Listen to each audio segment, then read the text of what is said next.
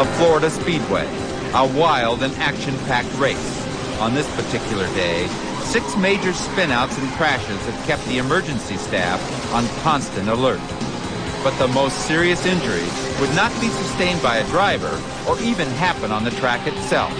Fortunately, paramedic Mike Staley lived to tell about his brush with tragedy.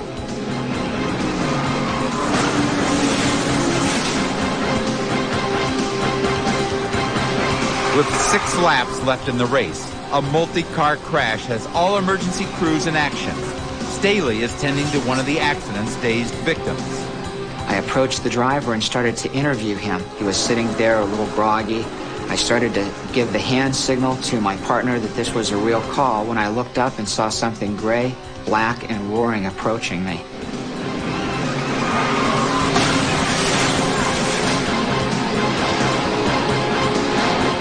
A speeding car loses control and smashes into the disabled auto, launching Staley into the air and coming to rest on top of him.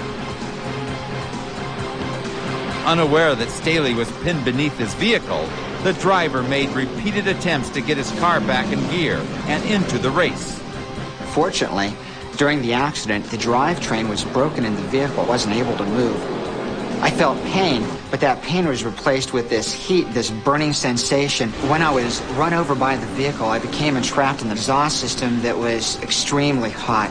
The safety vest that I was wearing was melting to me from the extreme heat of the manifold system. At the fire rescue station that I worked at, we had a saying, good news doesn't travel by helicopter. When the helicopter landed, I realized someone was seriously injured, and I thought to myself, wow, that driver must really be hurt. One of my friends came over to me and said, the helicopter has landed and we're going to put you in right now. And it was a little shocking because I didn't realize that helicopter had landed for me. Doctors had to fight furiously to put Staley back together again. There were over 100 fractures in his left arm alone.